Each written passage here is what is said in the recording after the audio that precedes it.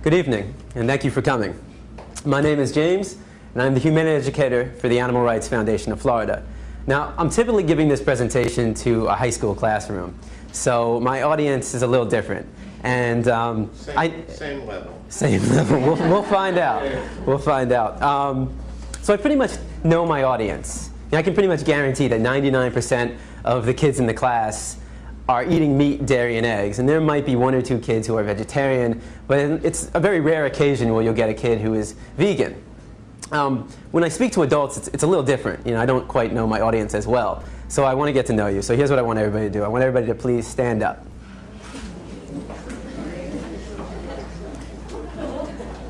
All right. Now, if you are vegan, meaning you choose not to eat any meat of the animal, no flesh of the animal, no cows, no chickens, no pigs, no turkey, and no fish, all right, surprise, surprise, a fish is not a vegetable, no dairy, no cow's milk, no cow cheese, no cow butter, no cow ice cream, and no eggs, please have a seat. So if you are vegan, please have a seat. Okay. Now, for the rest of you, you'll have to remain standing for the rest of the presentation. All right, now everybody have a seat. There's another benefit of talking to high school kids, and that's they're not afraid to participate in the presentation. They'll say whatever is on their mind, whether I like it or not. But with adults, it's a little bit harder. It's like pulling teeth. Now, this presentation is designed to be interactive, meaning I want you to actually participate. I want you to engage. I mean, think about the presentation. It's like a Rorschach test. Right? I show you a picture, and you tell me what you see. All right. So the maturity level is the same as high school students. It's a mushroom, people. All right. Now, how many of you have ever seen the movie The Matrix? All right, so maybe more than half of us. Right, for those who haven't seen the movie The Matrix, there's a scene in the very beginning of the film where the main character is presented with two pills, one blue and one red, and he has to make a choice. If he chooses the blue pill, he'll fall asleep, and when he wakes up, everything will be exactly the way it's always been. If he chooses the red pill, he'll finally learn the truth. And I'm here today to give you that red pill. But let me make this very clear to you. I'm not here to tell you what to do. I'm not here to tell you how to think, how to feel, and I'm certainly not here to tell you what to eat. I'm simply here to provide you with information. Now, what you do with that information is solely up to you. So, what does the matrix look like? Let me show you. Now, despite what you might be thinking, these two circles are not equal. I repeat, these two circles are not equal. One is, in fact, larger than the other. What I need you to do is determine which one that is. So, please raise your hand if you believe the blue circle is larger than the red. All right. Please raise your hand if you believe the red circle is larger than the blue. All right, very good. Now, before I said anything about these two circles, what was your first instinct? Equal, right? Because they look equal. And the reason why they look equal is because, in fact, they are equal. These two circles are identical. Yet I got just about every one of you to raise your hand and say that they're not. So what do we learn? That you can be manipulated like that to believe in something that goes against your natural instincts. Just imagine as a child you're taught that the blue circle is larger than the red. If you say it enough times, you convince yourself that's the truth. If you're told the lie enough times, it becomes part of your reality. And if enough people are taught that lie, that the blue circle is larger than the red, well, now it becomes part of the culture. And if that culture then passes that misinformation along to the next generation, well, now it becomes tradition. And what we have to remember is that just because we have a tradition doesn't mean it's morally acceptable. Tradition and morality are not always the same. I mean, can you think of any traditions that we once had in the United States of America that we no longer have? That today we think back and that was immoral? Slavery, right? Less than 200 years ago.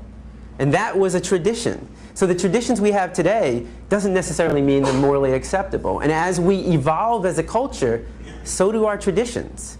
Now, The Matrix is a story. It's a story when told enough times to enough people, it becomes part of that culture. It becomes the tradition. And this story is being told over and over every day. In fact, if you believe the image on the carton is where you're getting your milk from, you're deceiving yourself. This is a fantasy. It only exists in your head.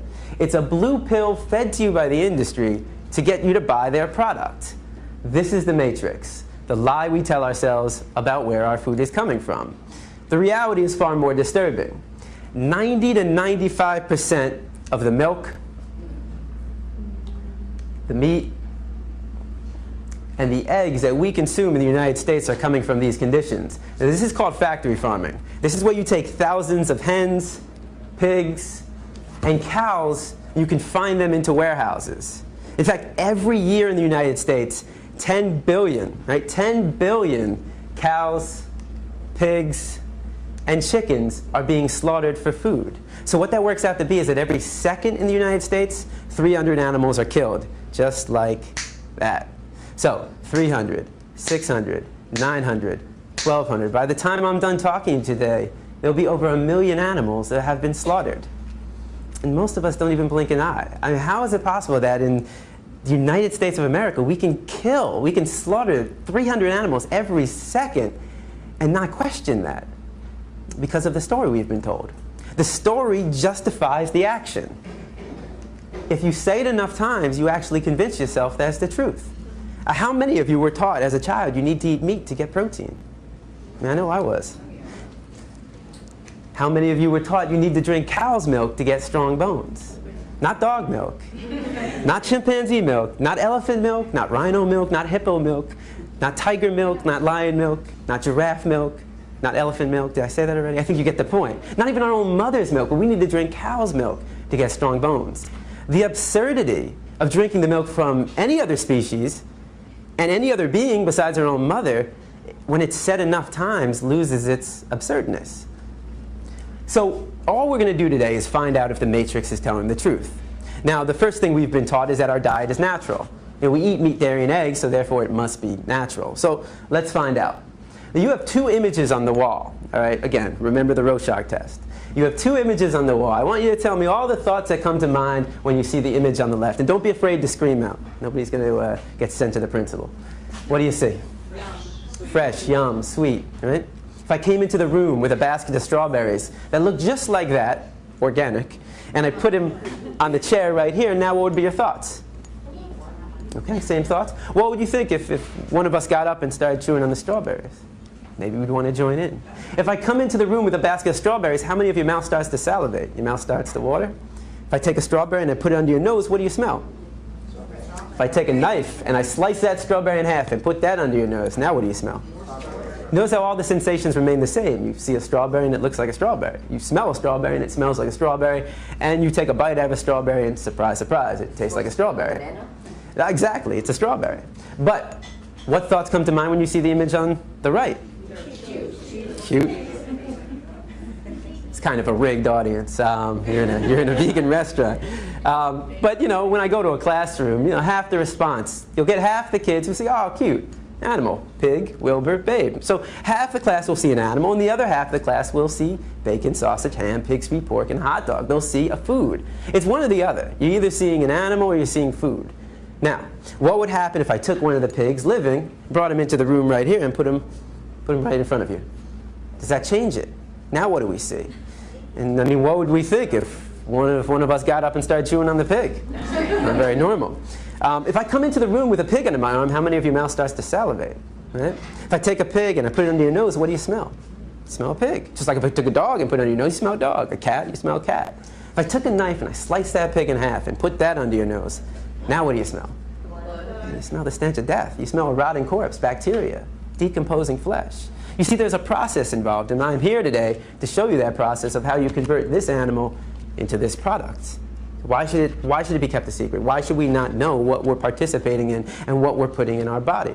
Now, let's make the situation slightly more realistic. If I were to put a pig on this side of the room living and a butcher's knife on the side of that room, I mean, how many people would be willing to pick up the knife and take the life of that animal? It's very rare, right? And if somebody did that, that's all right, but how many people in this room would try to stop that person from doing that, right? Would we try that? Of course. That's compassion. I mean, that is the greatest quality in the human race. There's no other species on this planet that has that level of compassion to extend to all living beings.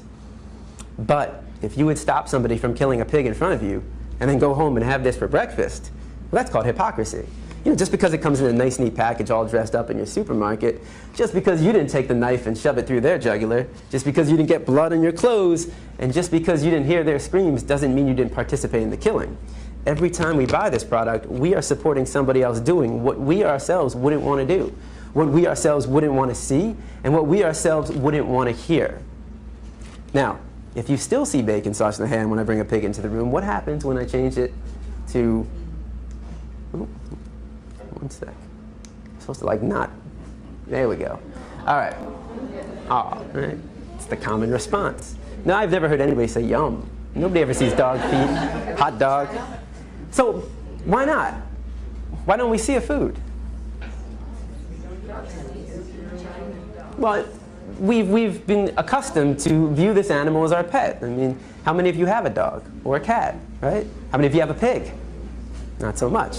All right, so, but there are other cultures. There are other cultures. Again, the cultural story for us is, this is your pet. In another culture, certain parts of the world, they eat cats and dogs. That's their culture. That's their story they've been told. And how do we feel about that? A lot of people think it's disgusting, right? I imagine every one of you probably thinks it's disgusting to eat a dog. Why would it be disgusting to eat this animal and not disgusting to eat this animal? Why would it be wrong to eat this animal and right to eat this animal? And most importantly, why would it be wrong to kill this animal and right to kill this animal? Culture. It's culture. It's the story. It's the matrix that we've been told. One culture sees this as a pet, this is a food. Another culture might see this as a pet, and this is a food. Another culture might see them both as food. Certain parts of India, the cow is sacred. They would never think about eating a cow in certain parts of India. Is that wrong? Is that unnatural? That's just the story they've been told. But culture is just a story. That's all it is. It's just make-believe. What I'm concerned with is what is natural to the human species. Because every culture has a different story.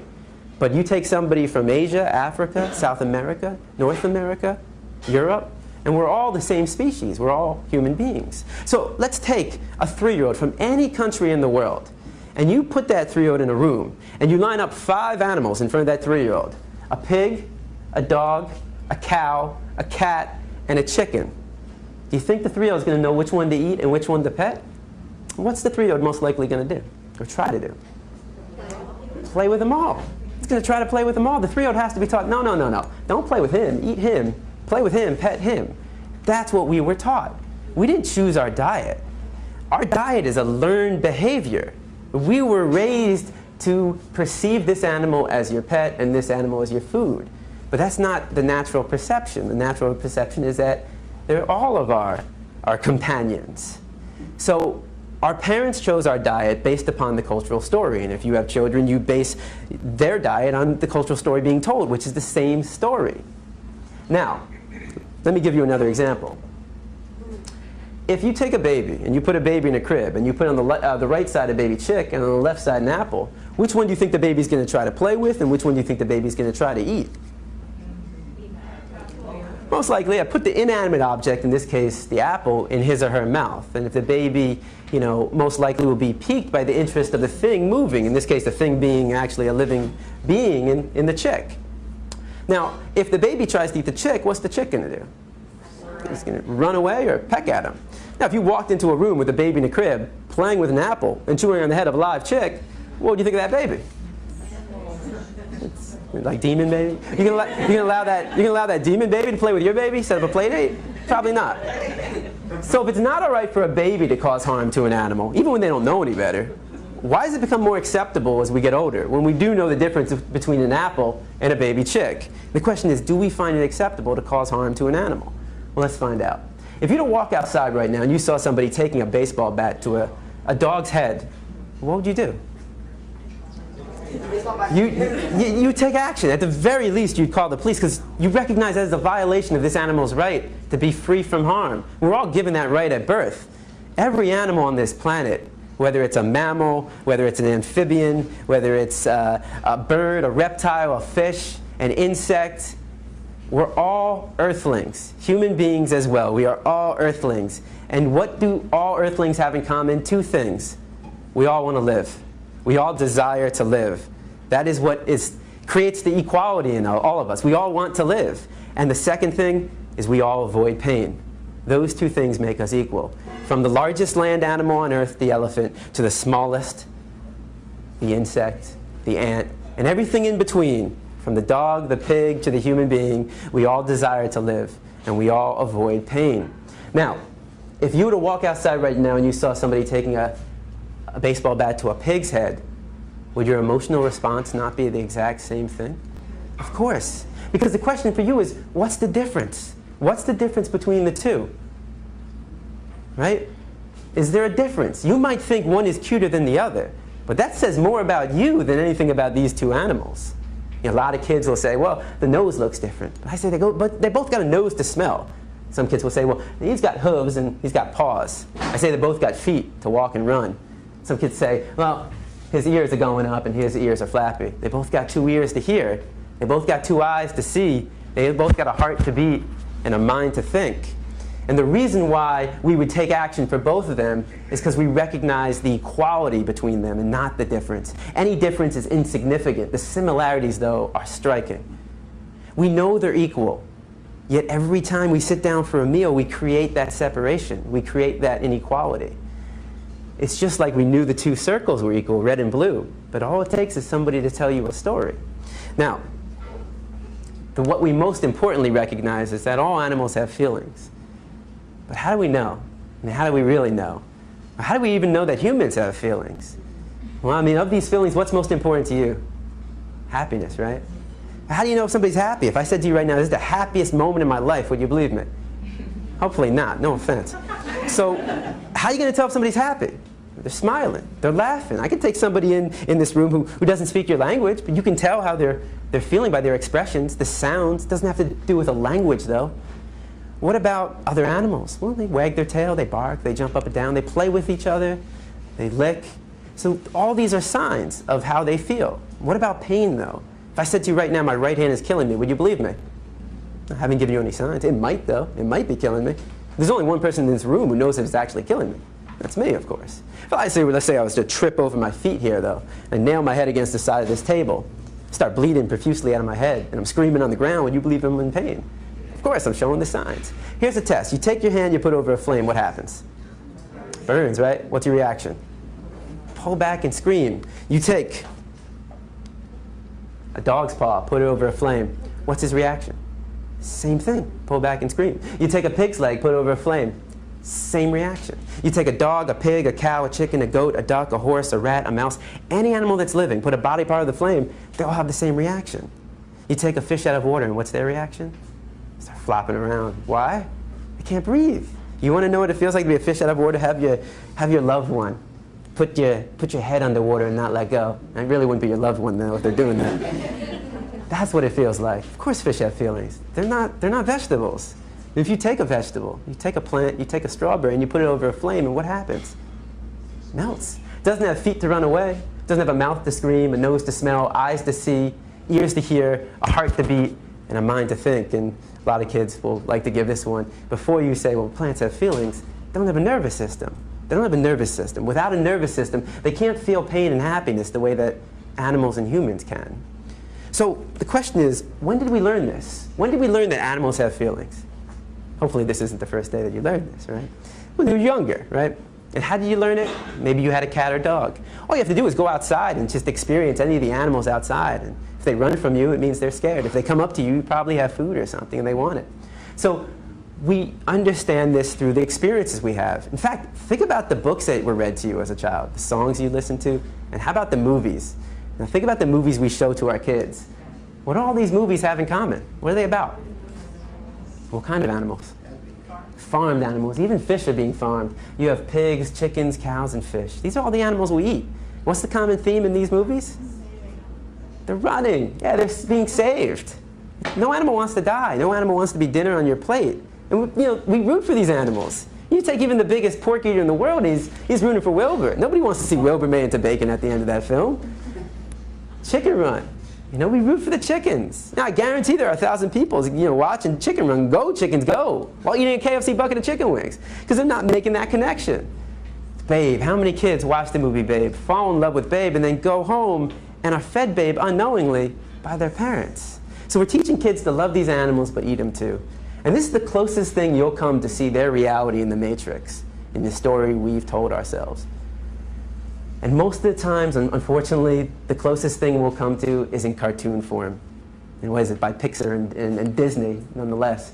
But today we step outside the Matrix, and generally speaking, when I go into a high school classroom, I show Meet Your Meat. If you haven't seen this video, if you still are eating meat, dairy, eggs, fish, take a look at meat.org, meat.org, and you can see the conditions that these animals live in. Now, I'm not going to show you that. Every time I show it to adults, they just leave. They don't come back. So I'm going to show you a 3-minute video, again, by the same people that put on the first video, Farm Sanctuary. It's 3 minutes.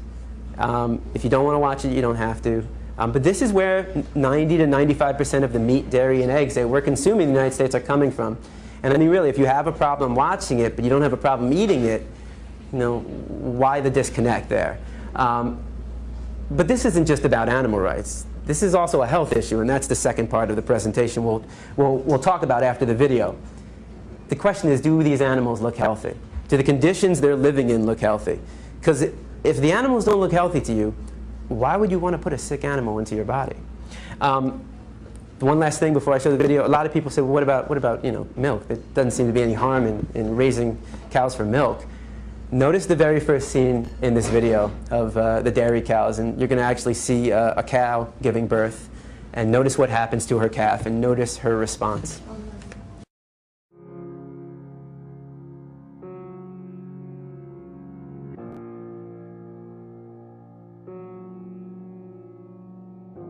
If I could talk to animals that are being confined and abused now in factory farms, I would say I'm sorry for what we're doing to you. I wish it wasn't this way, and I'm doing everything I know to stop it, and hopefully we will be able to stop it. There's not really a whole lot of good you can say. I mean, you just gotta hope that it can stop, and hope that people will recognize the harm we're causing and will choose a different way. Meat, milk, and eggs come from real animals. They don't just come from the grocery store. And these animals desire to live, and they want to be free of pain and suffering and fear. And on today's farms, these animals only know fear and pain at human hands. They never know human kindness. They never know mercy. And when people buy these products, they are unwittingly supporting that type of cruelty and that type of callousness. The workers, they have to lose part of their heart. They have to shut their eyes to certain aspects of what they're doing. Can you imagine what it would be like to cut the throats of animals for 8 hours a day? It's a bloody, violent job, and nobody should have to do it. I don't know what it means that, we can participate in such cruelty without paying attention to it, without caring about it, without wanting to do different. Citizens want to assume that animals will be treated humanely, that there are laws on the books to prevent cruelty, and people are usually surprised to learn there aren't.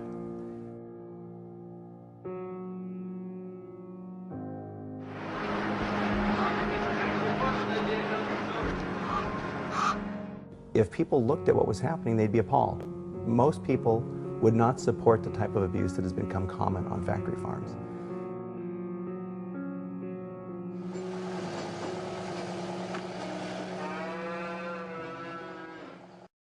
The common response is, why is this happening? And there's a very simple explanation for why it does happen.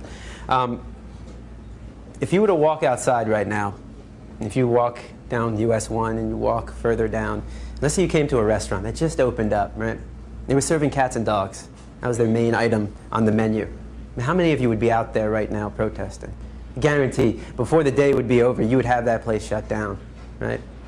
Walk down the street, a few blocks down, you'll come to a steakhouse. I don't see anybody protesting. I don't see that place being shut down. Why? Because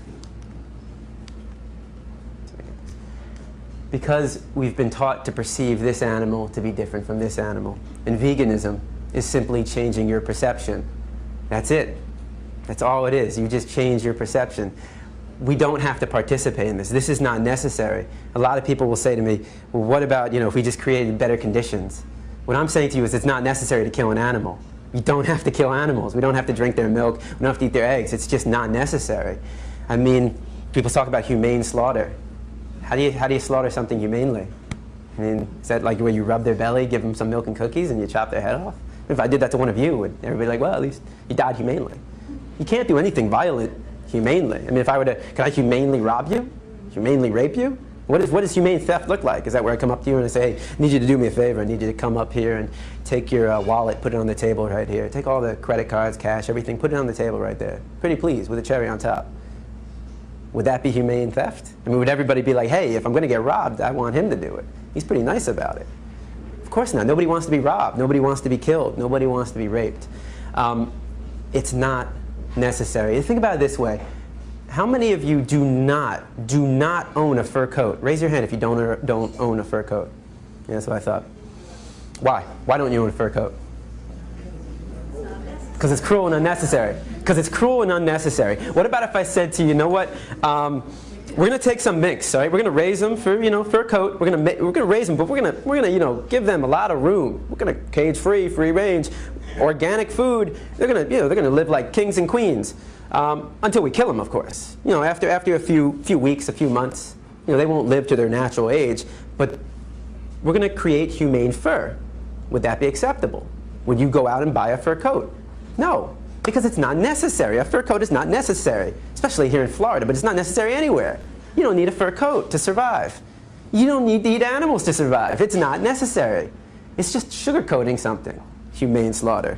So let's take a look at what we are participating in. This is a battery cage, all right? It's literally the size of a milk crate, just like this. You take 4 to 6 hens, you put them in a crate this size, and you burn their beaks off. Why? Because in these conditions, they become aggressive. It'd be like if I took everybody in the first and second row, put you in that corner, and sealed it off. Kept you there for, 48 hours straight. I guarantee you're not going to remain friends for that long. You want more space. So they're denied the ability to do what's natural to them, spread their wings, forage. So how does the industry solve this problem? Cage-free, free range. I mean, that sounds pretty good. Who in this room doesn't want to live free, right? This is a cage-free farm in Virginia. It's just the label. It's just the label. It makes us feel better about what we're participating in, but it means absolutely nothing to the animal. Cage-free simply means you can take 500 hens and put them in this room. According to the industry, that is cage-free. Question is, what is your definition of freedom? Does this apply? Now, even on the old McDonald's farm that we all have stuck in our head, even if you find that magical farm, and good luck finding it, doesn't matter. Because all male chicks born in the egg industry are thrown out. Literally. Why? It seems kind of wasteful. Why throw out the male chicks? They don't fit into the equation. They don't serve any purpose to the industry. So we cage them, we debeak them, we still cage them, call it freedom though. We can still debeak them in these conditions, and we throw out all the male chicks, whether it's cage-free, free range, or organic. Whoops, that was the wrong way. All so that we can have this. Well, might as well get to know what it is. What is an egg? A lot of people think it's a baby chick. It's not a baby chick. A lot of people think it's a fetus. It's not a fetus. It's not an embryo, which is good. I mean, I don't know why anybody would want to eat a fetus or an embryo in the first place. So what is it? Well, it's an unfertilized egg. That doesn't sound that bad at all. All right. Well, once a month, every woman in this room, or maybe not every woman in this room, sheds, or at some point, sheds an unfertilized egg. What is that called? Period. Congratulations. You're eating a hen period. It's the menstruation cycle discharge of a hen. Now, I'm not going to eat a woman's period, just like, why should I have a hen period? There's no need to eat any period from any living being. It's disgusting, and, we should call it what it is. I mean, if we were just, when we were young, when we were kids, and, our parents said, hey, you want some scrambled hen periods for breakfast? I'd pass. It's like honey. What is honey? Yeah, it's vomit. It's regurgitated throw up. They throw up for their own cells. They take the nectar, they digest it, and they throw up. And it's for their own cells. They're not producing it for us. We call it honey because who in their right mind would want to buy a product called bee vomit? I mean, you know, you put vomit next to any product in the supermarket, and I guarantee it's not going to sell. Doesn't take a business expert to realize that. All right. What about milk? Well, even your happy cows in California are hooked up to machines. This is the way it is. All right. Now, when does a cow start producing milk? During pregnancy. She starts lactating during pregnancy, right? That's funny. I mean, I've been to a lot of schools, and I'll get even high school teachers who will say, huh, I didn't know that. I just thought there was this magical cow that just produced milk. It's like, okay, all mammals produce milk when they're pregnant. And how does she become pregnant? Well, you know, we like to think they get to have sex, right? At the very least, they get the pleasure of sex. But there's no sex on the farm. The farmer's not going to wait for a cow and a bull to get it on. He's not going to set the mood, light some candles, put on Barry White. It's a business. He's running a business, you know? And the business is not in the welfare of the animal. It's in producing a profit. So how do you get a cow pregnant without a bull? Artificially inseminate them. If you were to artificially inseminate a woman without her consent, what would that be called? Right. I am not saying a woman is a cow, but I am saying rape is rape. I mean, just look up the definition of rape. Exerting your power over another sexually. So what's your definition of another? Does that only apply to women? How about men? How about other beings? Well, now she's pregnant. She gives birth. What happens to her baby? All male calves born in the dairy industry, like if you were here in the beginning, the Saving Billy, all male calves born in the dairy industry are immediately taken away from their mother, chained by the neck to a crate, deprived of their mother's milk, fed an inefficient diet so that their body become anemic, so lack of iron. They will never be able to turn around, will never see the light of day. Every glass of milk supports this industry. And some people say, well, veal is the cruelest industry, or foie gras, where they shove a pipe down a duck's throat. I mean, cruelest industry. How do you put pain in some kind of like, okay, well, it's pretty bad right here, but it's not so bad here. Pain is pain. Suffering is suffering. Don't categorize it. This is all suffering for these animals. Why do they do that to the male calves? Just like the male chicks, they don't fit into the equation. They don't produce the milk. If you're drinking cow's milk, the only reason is because a calf chained to a box isn't. Now, what about the female calves? They too will be taken away from the mother. Why? Why would the female calf that will grow up to be like her mother, which is a constant cycle of impregnation, birth, and milking, why would she be taken away from the mother? Right, and we want the milk. How do you think it makes a cow feel to have her baby torn away from her? Anybody who's a parent, how would you feel if you had your baby torn away from you? All milk, whether it's organic, meaning they don't put in, the hormones and the pesticides, doesn't matter. All milk is stress milk. That's not something you pasteurize out of the milk. It's part of it. It's part of it's like it's part of the meat, part of the cheese. It's part of what you're drinking. It's stress. Now, biologically speaking, who was a cow producing milk for? Biologically speaking. The baby, not for us. Just like, when your mom was pregnant with you, who was she producing milk for? It was for you. It wasn't your daddy, it wasn't the neighbor, it wasn't the dog or the cat, it was for you. All mammals produce milk for their young. Where do all these animals get their milk from? And when do they stop consuming milk? We're the only species on this planet to take the milk from another animal, and we're the only species on this planet to continue drinking milk after infancy. And if you really don't think it's that weird, because people say, well, you don't eat cheese. Cheese is just spoiled milk. You don't eat cheese. You don't drink cow's milk. That's extreme. That's crazy. Is it really that extreme to not take the milk from another animal? I mean, and if you don't think it's that extreme, if I brought a pregnant woman into the room right now, how many of you would want to drink her milk? You're not a baby. It is extreme. Now, if cow's milk is meant for a calf, if cow's milk is biologically meant for a calf, why would it be necessary for humans to drink? It's not. Cow's milk is no more necessary than drinking dog milk, chimp milk, pig milk, or elephant milk. The only milk you need was from your mother when you were a baby. You're not a baby anymore. You're not a cow. You're not a calf.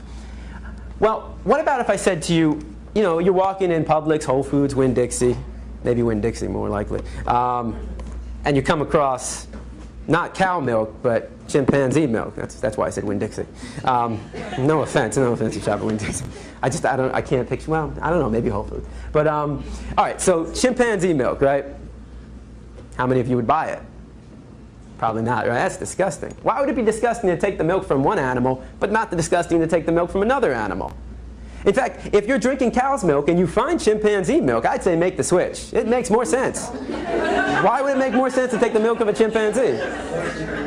Hey, look, if you're going to take the milk from any animal, wouldn't you want to take the milk from an animal that shares 98% of our DNA, 99%? I mean, doesn't that seem to be the logical conclusion? I choose you. That would seem the logical conclusion. What about your dog? If your dog was pregnant right now and I said, I'll pasteurize your dog's milk, would you want to drink it? That's disgusting and that's absurd. It is disgusting and absurd. No more disgusting and absurd than drinking cow's milk, though. In fact, if you have a dog, it actually makes more sense to drink dog milk than cow milk. Why is that? Well, how many of you have a large dog? Okay. How much does your dog weigh? 110. Wow, what kind of dog?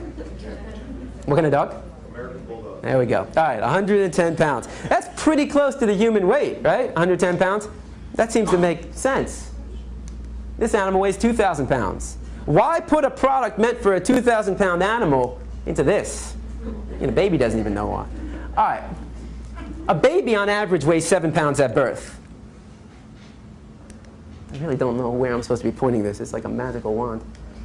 There we go. A calf weighs 90 pounds at birth. At birth, 90 pounds. Baby, 7 pounds. Calf, 90 pounds. The calf will grow to 500 pounds in under a year, in 9 months. 410 pounds in under a year. What makes them grow so large so fast? The milk. But of course, they're not getting the milk. And if it's not organic, what are they getting? Hormones. They're getting steroids. Again, that's not something you pasteurize out of the milk. And how do you keep animals healthy in these conditions? You pump them up with antibiotics. 70% of the antibiotics produced in the United States are fed to farm animals. That's not good. Right? That is not good. You wonder why so many people are dying in the hospitals. They get some infection and they take these antibiotics and they don't work anymore. So how do we actually justify putting a product meant for a 2,000-pound animal? They grow to 2,000 pounds in 2 years into this. Well, the story. Once again, the story justifies the action. Say it enough times, you convince yourself it's the truth. Every story has an author. Who is the author of this story? Dairy. Right. And what is the ultimate goal of the dairy industry? I mean, why would the dairy industry be some holier-than-thou company? I mean, if I said to you, cigarettes, it does a body good, you'd probably say I work for the cigarette company, right? And none of us would believe that. But why believe this? And if you believe that milk does a body good, why would 75% of the human population be lactose intolerant? Do you know what that means? That means 3 out of every 4 people on this planet, when they drink milk, they suffer from one of these symptoms. Diarrhea, stomachache, gassiness, bloated, ear infection, excess mucus. And that's normal. If you suffer from any of these symptoms, stop drinking cow's milk. Your body's trying to talk to you. Your body's saying, look, I can't do it anymore. Stop. Listen to your body. Your body knows best. Of course, the dairy industry will come up with a new product called, what, lactate? They put the enzyme. You see, the reason why most people are lactose intolerant is because all mammals, and human beings are mammals, have an enzyme known as lactase. Put an A right there. That enzyme breaks down the sugar known as lactose. As we mature, we lose that enzyme. So it's normal to be lactose intolerant. But of course, the dairy industry starts injecting the enzyme into it. That's not normal. That's not natural. And again, you're going against what your body is telling you. The dairy industry says, listen to us. We know better than your body. They don't. Your body knows best. You are your best doctor. But it must be good for kids, though, right? I mean, because every school I've been into, elementary, middle, and high school, is all one product being served. What product is that? Milk. Well, what's the #1 cause of food allergies among infants and children? Anybody want to take a wild guess? No shit. All right, so if most people on this planet can't consume milk, and most children and infants, if they have an allergy, it's from milk, cow's milk, and not peanuts, but cow's milk. Why again are we drinking this? What have we been told? Drink milk, get strong bones. Does a body good. What does a body good? Calcium does a body good. The question is this the best source of calcium? Let's find out. Countries that consume the most milk. What countries drink the most milk? US. I go into classrooms and you get kids being like, Florida. All No, Norway would be on this list as well. What is osteoporosis? It's a loss of bone density. It's literally weak bones. Remember what you've been taught. Drink cow's milk, get strong bones. What countries have the highest rate of osteoporosis? All right, well, either it's just a random coincidence or there's more to it. The more to it is this. Any product that comes from an animal has animal protein. That makes sense. Animal product, animal protein. Well, that animal protein, you know, protein is the amino acids, the building blocks of protein. Those amino acids, which are good, unfortunately, though, they're high in sulfur. So you want amino acids, but the problem with animal protein is that those amino acids are high in sulfur. When you put that in your body becomes acidic. You're making your body acidic, and your body's not meant to be acidic. It's meant to be alkaline, right? The pH balance is going lower than what it should be. So how does your body compensate? Well, they have to neutralize the acidity. So what do? They start releasing calcium from the bones. So the more cow's milk you drink, according to these statistics, the weaker your bones can actually become. The more animal protein you eat, the weaker your bones can actually become. In fact, if you look at countries in Africa and Asia, they don't suffer from very high rates of osteoporosis. They also don't drink very much cow's milk, if none at all, and they also don't eat as much animal protein. Now, kids will say, yeah, but wait a second, what do I put on my cereal? Problem solved. The diet for you the chance to diagnose them, that's not the problem. Right, it's because this information isn't out, I mean, it's out there, but people aren't being taught it. And this is, you know, this is basically the alternative perspective. And, you know, you can do your own research and find out if what I'm saying is valid or not. But, I mean, you can go with these alternative milks, and a lot of people are like fake meats and fake milks. No, they're not fake, they're real, right? These are real products, and they come from plants. You have the soy milk, the almond milk, rice milk, coconut milk, oat milk. You can do hemp milk, high in protein. So these are alternatives that you can do. And I know you've all heard of a taste test, right? Well, let's do a health test, all right? So here we have the milk that comes from an animal, and here we have the milk that comes from a plant, a soybean.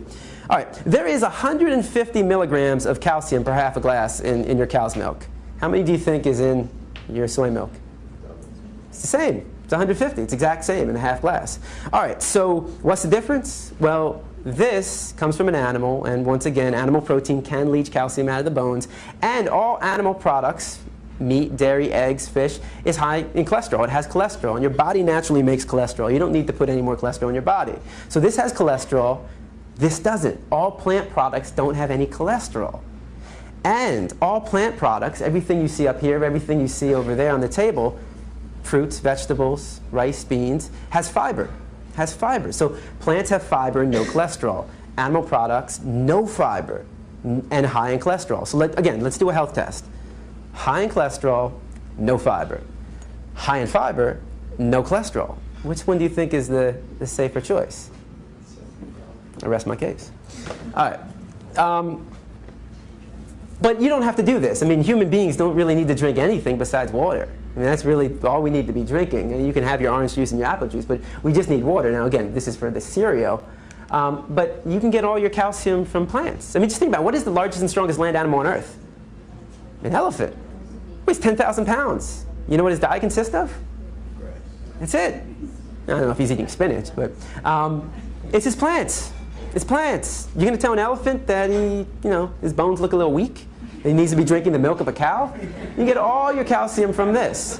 Now, a lot of people say to me, man, but you know what? I get it, but man, I love my cheese. I can't give up cheese. Look, I tell people this. If you're going to give up any product, give up dairy. Dairy is the worst. I mean, the greatest trick ever pulled was convincing people they need to drink milk. Dairy is the worst. In terms of the cruelty inflicted upon the animals, they suffer for a longer period of time, and it's just completely unnatural and unhealthy. It is unhealthy. And there's a reason why people love their cheese and their milk. It's meant to be addictive. I mean, just think about it. You know, it might be hard. I can't remember, but you know, when we were younger, most likely we were nursing from our mother, right? From her milk. It has to be addictive. The child has to want to have more. Why? Because this is the greatest growth spurt in their life. This is the greatest growth spurt that you ever had when you were a baby drinking your mother's milk. Same for all other animals. And as we get older, our parents, including the animal parents, wean their children off of it. So you're supposed to you're supposed to desire it. You're supposed to want it, and then you get weaned off of it. They're selling a product. It's addictive. It's addictive. It has a chemical called casomorphine. When you digest it, that chemical is released. Casomorphine. Morphine. It makes you giddy. It makes you want more. It makes your brain think, eat more, eat more. And your body is saying, I can't digest it properly. So you are addicted. And the first step to what recovery is to acknowledge it. 68% of all diseases in the United States are diet-related. This is a government statistic. What that means is that, especially when I talk to a high school class where my audience is, 99% eating meat, dairy, and eggs, if you don't change your food choices, you might become part of the statistic. I mean, it's what, 3 out of every 5 people? This is a government statistic. In fact, what are the leading causes of death in the United States? What are the top 3? Cancer, heart disease, strokes. Diabetes is number 6. All right? Every 40 seconds, somebody suffers a stroke in the United States. All right? That's the American Stroke Association. The American Heart Association says that every 24 seconds, somebody suffers a heart attack in the United States. And the Institute for Cancer Research says that every day, 3,400 people in the United States are diagnosed with cancer. 3,400 people every day, new people. How many people in this room know somebody or knew somebody who has or had cancer? Raise your hand. Take a look around you. Isn't it, we find this a little disturbing? I mean, we might be living longer, but we're living longer with diseases that haven't been around, that they're more rampant than they ever have been. In fact, I've been reading that they say that the children today, the young generation today, will die at a younger age than their parents.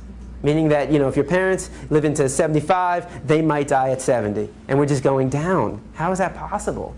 In fact, is the 68% coming from the image on the right or the left? Right. I mean, you ever heard of somebody suffering a heart attack because they ate too many fruits and vegetables? It's unheard of. A key to a healthy diet is a variety of foods and a variety of colors. How much variety do you really see? In fact, why is this causing most of the death and disease?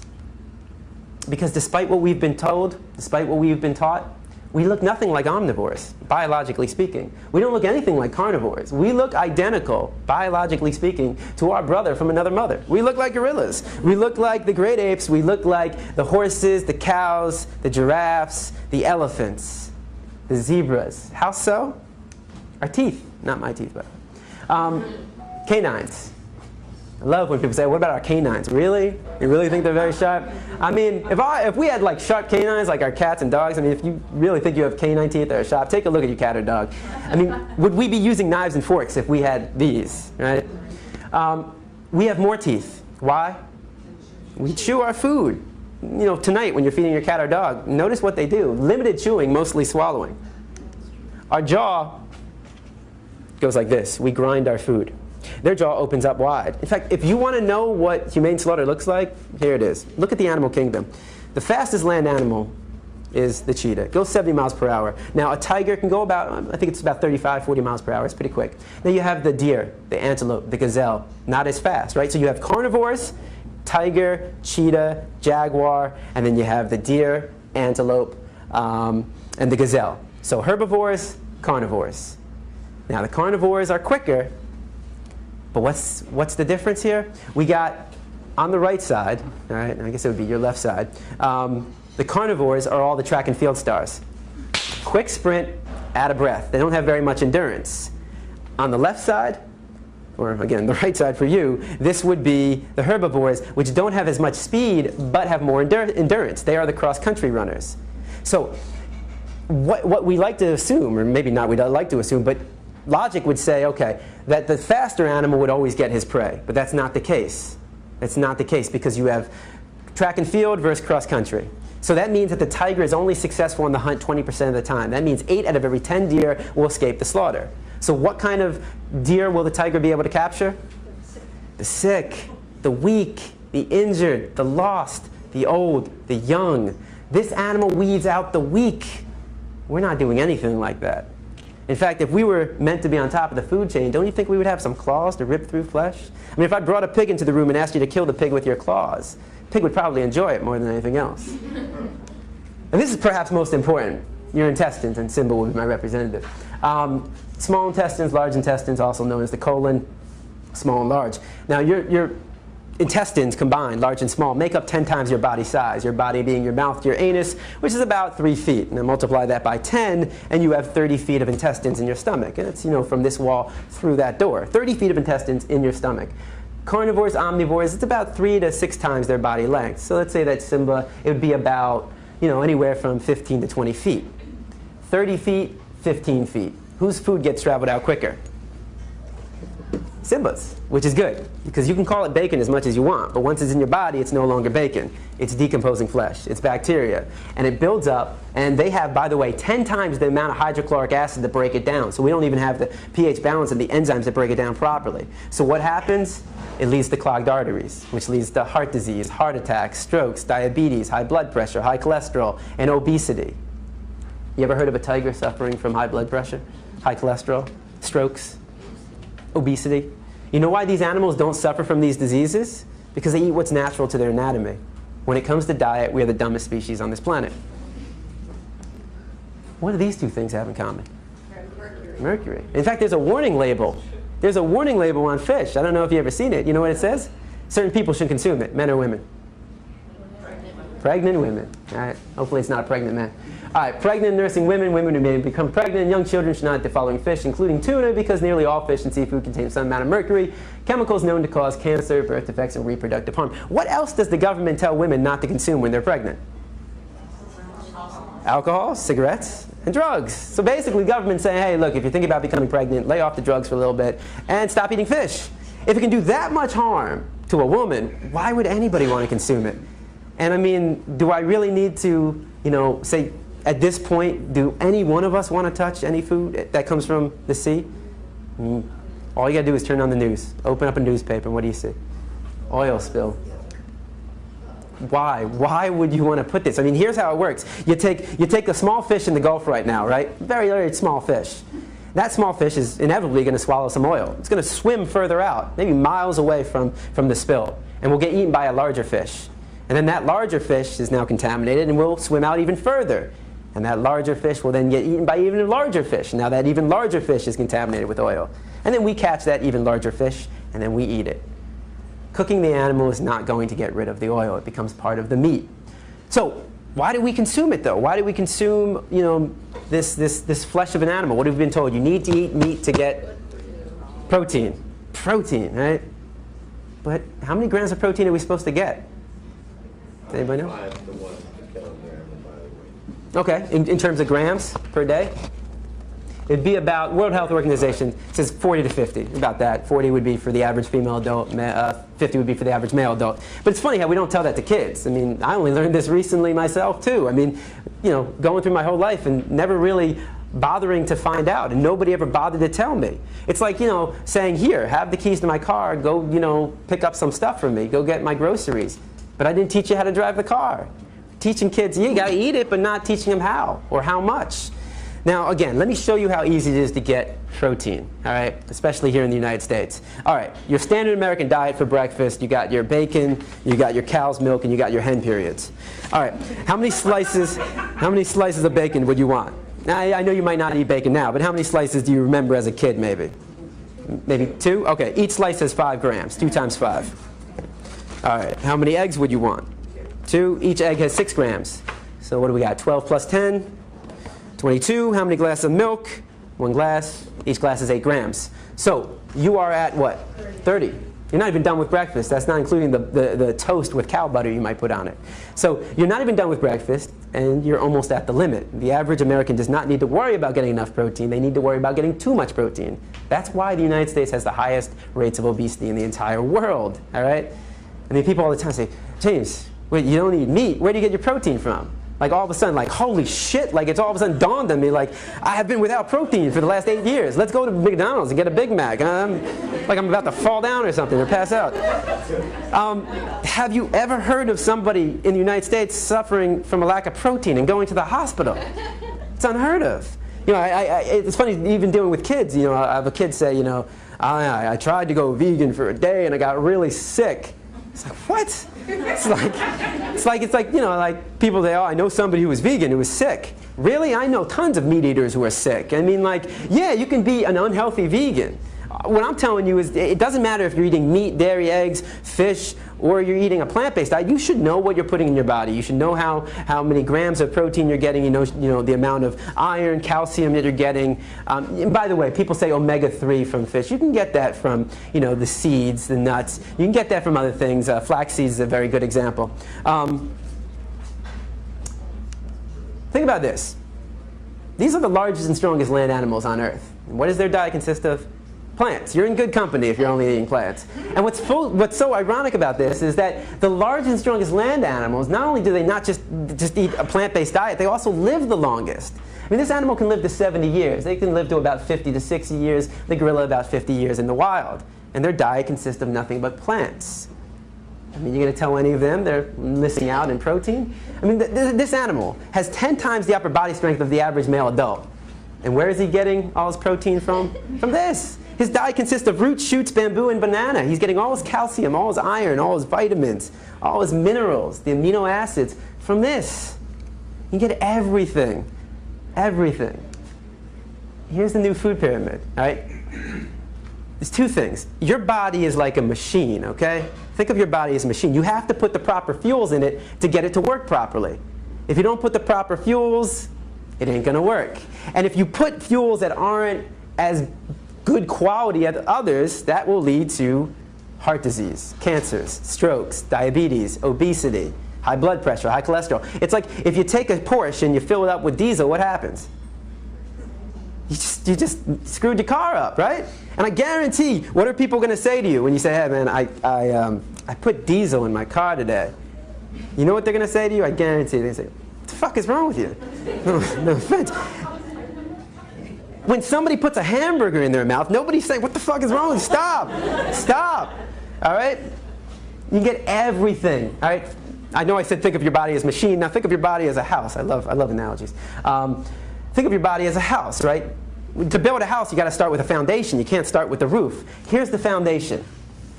This is the foundation. This is where all of it starts. The fruits and vegetables. Keto, healthy diet, variety of foods, a variety of colors. You get everything from this, right? And then you build your walls with the legumes, the beans. And you got the whole grains, the wheat, the pasta, the spaghetti, the rice, the breads. And on top, your roof. You got your nuts and seeds. You can get everything from this, everything. All your vitamins, A, B, C, vitamin D from the sun. You get all your calcium, all your iron, your omega-3, all your protein, the amino acids. Everything from this, everything. Now I know I'm a skinny white dude with glasses telling you to get enough protein, but these guys aren't skinny. Only one of them's white. So as you can see, these guys, their diet consists of no meat, no dairy, no eggs, no fish. There might be some variations. Tony Gonzalez, he might be eating fish. Don't hold me to it. But I know Prince Fielder, who is your 2009 home run derby king, no meat, no dairy, no eggs, no fish. Mac Danzig, who fights in The Ultimate Fighter, he's season 1 champion, UFC fighter, no meat, no dairy, no eggs, no fish. So you can still excel at your sports. You can still gain muscle mass on a plant-based diet. Again, just remember the gorilla.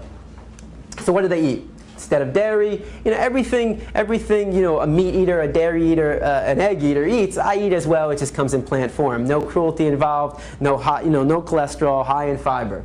And these are all the processed food. This is the transition food. This is where you go when you go from eating meat, and you're making that switch. Instead of poultry, instead of beef, garden burger, veggie burger. Right here, what you see up here, this is one of the best items on the market. And again, not like the healthiest food in the world, but certainly better than your meat. This is called the riblets. I want you to try it. If you haven't tried this, go to Publix, Whole Foods. You can get all this food at Publix and Whole Foods. And it's really amazing. If you try it out on your family, you don't tell them it's meat. I'd love to see the response they give. It really is good stuff. And remember, all meat, dairy, and egg products go through a process. All right, it doesn't just magically form. In this case, the process involves killing, cooking, pasteurization, refrigeration, freezing, and we cannot forget the all-important seasoning. I mean, I remember going to McDonald's as a child, and I didn't just get a slab of meat. That slab of meat had herbs and spices put into it, was put on a grill, cooked, and then it came to me with a bun, lettuce, tomatoes, ketchup, mustard, and onions, and a pickle. What are all those things made out of? Plants. We put condiments, spices, and herbs on the meat to make it taste better. In fact, what would meat be without plants? Just be a dead animal. Be a carcass on your plate. It would be no different from roadkill. So the word of the day is vegan. And a vegan is somebody who chooses not to eat any meat, dairy, eggs, or fish. And again, how is this extreme? How is it extreme not to be drinking the milk of any other species? How is it extreme not to be eating hen periods? How is it extreme to not be participating in a system that unnecessarily kills animals? A lot of kids say, man, even after all this, they're still like, what do I eat as a vegan? Now, all these products are vegan. There's no meat, no dairy, no eggs, but this is all crap. This is unhealthy. This is the junk food vegan. And you know, kids get all excited. All right, I'm going vegan. I eat just nothing but... It's like, God only knows what they're telling the parents. You know, if your diet consists of nothing but Oreos, Skittles, Airheads, Fritos, Sour Patch Kids, and Big League Chew, you're gonna die. This is unhealthy. I don't know if kids hear that, but you know, all right, I'm gonna live. On a healthier note, you know, you have your scrambled eggs, I have my scrambled tofu. Pancakes, you don't have to use cow milk, use soy milk, oat milk, rice milk, almond milk, coconut milk, hemp milk, fruits and vegetables. Spaghetti, pasta, refried beans. You even have vegan sour cream, guacamole, comes from the avocado. Soy cheese, rice cheese. They even have this magical cheese I'll get to in a sec. Veggie burger, veggie dog. Cupcakes, they have egg replacers. I think I'm going to have them up here. So you can replace the eggs with bananas, applesauce even. You can use soy milk, oat milk, more flour, water. Coconut milk ice cream, one of the best ice creams in the world. Again, not healthy, but you know, healthier than cow milk ice cream. You know, I've always said to people, hey man, if you can put a man or a woman on the moon, how hard is it to make a cheese that doesn't come from a cow or a goat? Like, how hard is it to make a vegan cheese? Well, they heard me. This is called Daya cheese, actually. And its great thing is no soy, no rice. It's actually made out of tapioca and arrowroot flour. I know that's not making your mouth water, but man, it is good. Here's another example of where you can get your protein from. This is a vegan sausage. It's about that big. It's the size of this remote. And there's 4 in a package. Each one of these has 29 grams of protein. And again, the healthiest food you can eat is the whole foods. I don't mean the supermarket. I mean the fruits, the vegetables, the rice, the beans. You know, stuff that's fresh. That's not processed. The last thing I do want to show you is another video. This is a happier video, and this is the whole idea of change in perception. I know I'm keeping you here, Jesus, longer than you probably wanted, but this is a really beautiful story, and I hope you enjoy it.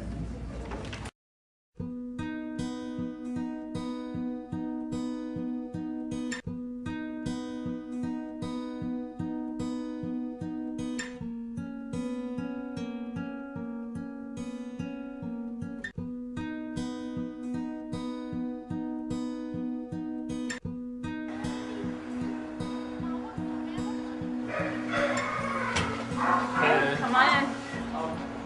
There she is, beautiful girl. She was tagged for slaughter, and that would have been her fate, but she wanted to live, and so she literally ran for her life, and now she'll live out her life at Sanctuary.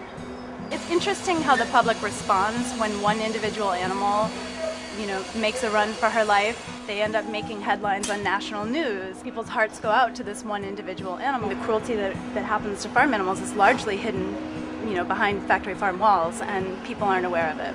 When you look in her eyes, everyone wants the best for her once they get to know her. And when people are able to identify with an individual and look her in the eye and see that she's a living, feeling being who has a will to live, then people care. I've been working here with animal care and control for almost 9 years. This morning was really astonishing to me. All of a sudden, it dawned on me, this sweet, innocent cow running away from being slaughtered. And I never even thought about it before, that something is actually being slaughtered and it's my ground beef and it's my dog on steak and stuff like that, and we've been eating this for years. I never pictured that face on that, and it hurt. I can't do that. I can't. So now we're gonna work on not eating me and my entire family, because I'm realizing that this is a life that was saved today. And with my family, we'll be saving a couple of more. Thank you. She looks like she's about a year old. Absolutely beautiful Hereford. And those, unfortunately, are cows that they use for meat. She's most likely at a live market. And because they have a very strong will to live, like any living creature, she got lived. She had a will to live, and she did it. Hello. And where she's going now, she's going to have like cows of her own breed even. She's going to be so happy. When the trailer arrives, Yes. the cows in the herd will moo. Yeah, they will move moo. in a big line. Everybody lines up. They will start mooing to her to comfort her and to tell her that they're there, and she will moo back. Any animal, any creature has a strong will to live. She's an ambassador for all animals who are still suffering in slaughterhouses and on farms and who don't have such a lucky outcome. People love a happy ending, and it's happy.